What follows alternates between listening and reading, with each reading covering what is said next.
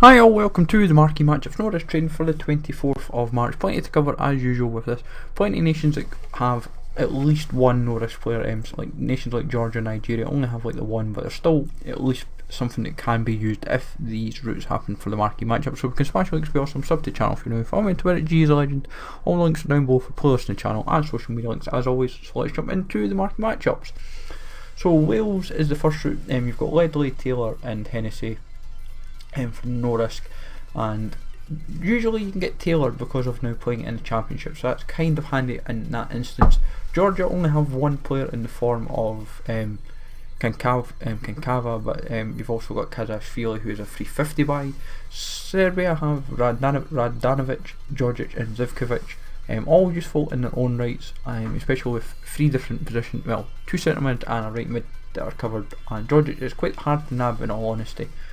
Then Croatia, you've got plenty to work with. You've got Rog, Jedvaj, Ilcevic, Kop, Lavaja, and in my personal opinion, that gives you a good abundance to work with. It covers different positions, and it gives you at least a strike force that you would be covered for, and it's two different leagues as well.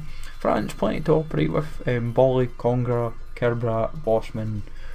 The good thing is there is like 3 or 4 leagues that you can work with the French players, and that's what kind of helps make it a little bit easier if you want to cover France as one particular option.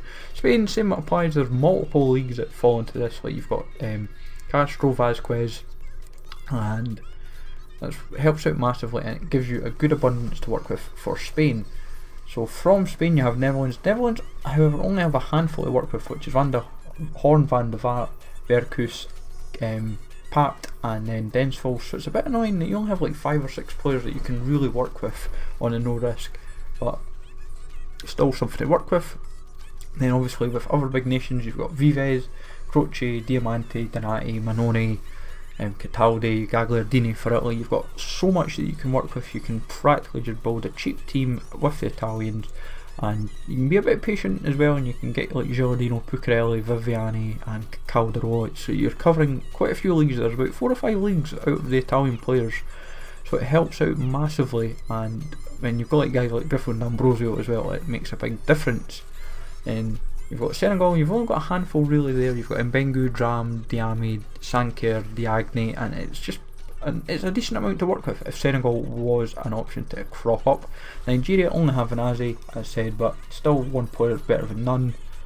Then Tunisia only have 2 in the form of Ben Hatira and Benaoun, but Ben Hatira you can regularly nab for 300, which is kind of handy.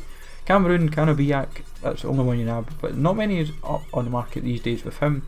England, Lawton, Livermore, Dunk, there's so much, but it's just so handy that the English players that you can nab quite a few regularly for 300, especially if they're non-Premier League players. I've noticed if they're in another league you seem to nab them a little bit easier, which is quite interesting to note, so keep that in mind for that option. And the last route is Germany, plenty to operate like Hubner, Amiri, Rensing and so forth. Hope you find this useful. As always, remember to smash like, sub to the channel if you're new, and I'll catch you all later.